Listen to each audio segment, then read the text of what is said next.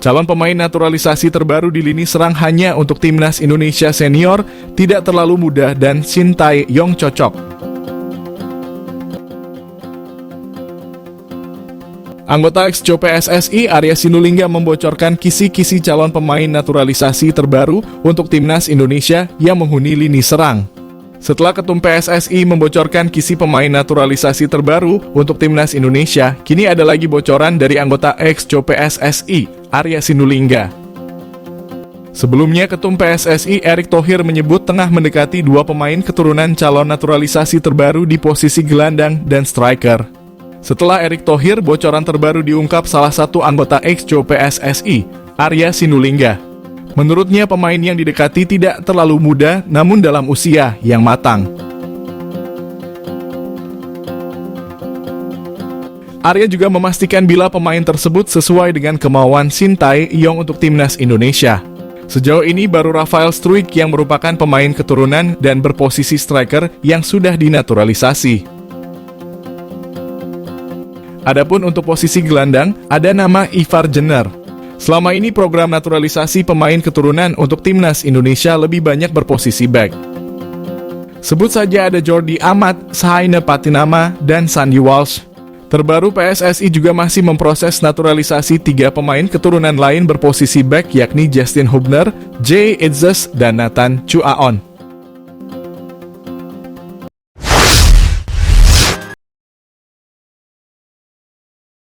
Kehadiran pemain keturunan dongkrak motivasi di timnas Indonesia. Dendi Sulistiawan bersaing secara sehat. Penyerang Bayangkara Football Club, Dendi Sulistiawan, menilai kehadiran pemain keturunan di timnas Indonesia berdampak positif. Terdekat, timnas Indonesia yang menempati grup F putaran kedua kualifikasi Piala Dunia Zona Asia bersama Vietnam, Irak, dan Filipina akan memulai perjuangannya. Laga diawali menghadapi Irak dan kemudian timnas Indonesia bersua Filipina. Dalam menatap dua laga tersebut, pelatih Shin Tae-yong memanggil 27 nama. Termasuk 6 pemain keturunan berada di dalam skuad timnas Indonesia. Mereka adalah Jordi Amat, Elkan Bagot, Sandy Walsh, Shaina Patinama, Mark Klok, dan Rafael Struijk. Bagi Dendi Sulistiawan, dirinya memandang persaingan di timnas Indonesia dengan sehat. Di sektor depan ada 4 pemain lainnya yang dipanggil.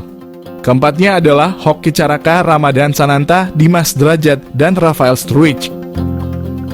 Dia menambahkan dalam laga kontra Irak dan Filipina, timnas Indonesia akan berusaha meraih hasil positif. Meskipun pastinya perlu perjuangan keras, terutama saat menantang Irak. Di ranking FIFA, Irak kini menempati posisi ke-68. Sementara timnas Indonesia menduduki urutan ke-145.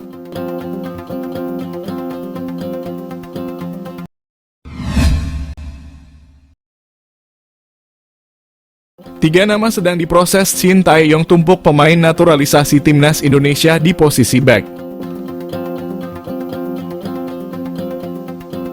Shin Tae-yong terus berupaya memperkuat pertahanan timnas Indonesia dengan menaturalisasi pemain berposisi sebagai back.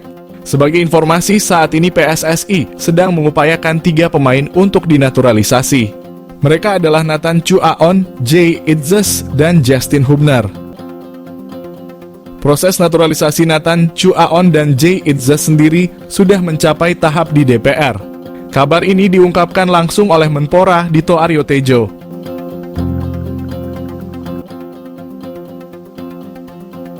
Tak berselang lama, kabar mengejutkan diumumkan PSSI. Ketua Umum PSSI Erick Thohir menjelaskan bahwa proses naturalisasi Justin Hubner akan kembali dilanjutkan.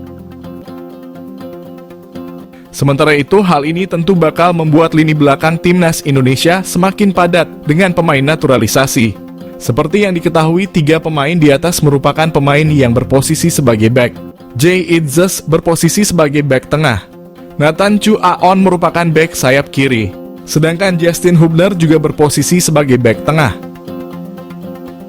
Di posisi bertahan sendiri, timnas Indonesia sudah memiliki pemain naturalisasi lainnya. Seperti contohnya yakni Jordi Amat, Shaina Patinama, hingga Sandy Walsh.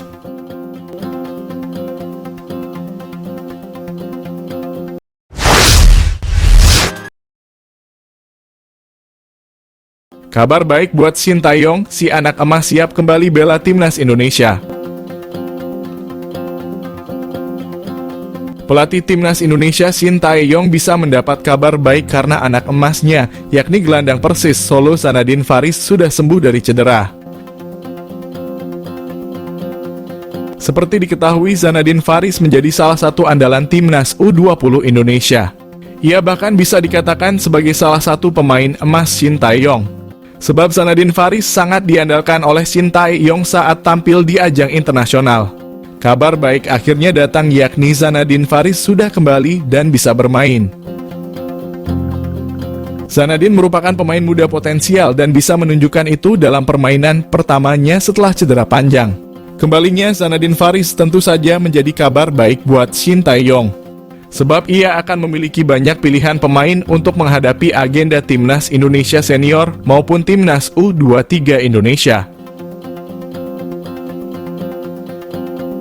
Shin Tae-yong bakal memiliki lebih banyak pemain gelandang yang bisa diandalkan khususnya di timnas U23 Indonesia.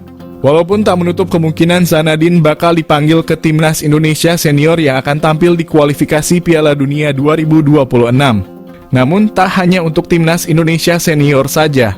Ia juga bisa menambah kekuatan tim Merah Putih yang telah lolos ke Piala Asia U23 Qatar. Kekuatan timnas U23 Indonesia bisa bertambah lagi dengan kabar kembalinya Zanadin Faris. Sebab Zanadin sendiri sudah sering menjadi andalan Shin Tae-yong di timnas U20 Indonesia. Sehingga ia pun memiliki peluang bakal menambah kekuatan timnas U23 Indonesia yang bakal tampil di Piala Asia U23 nantinya.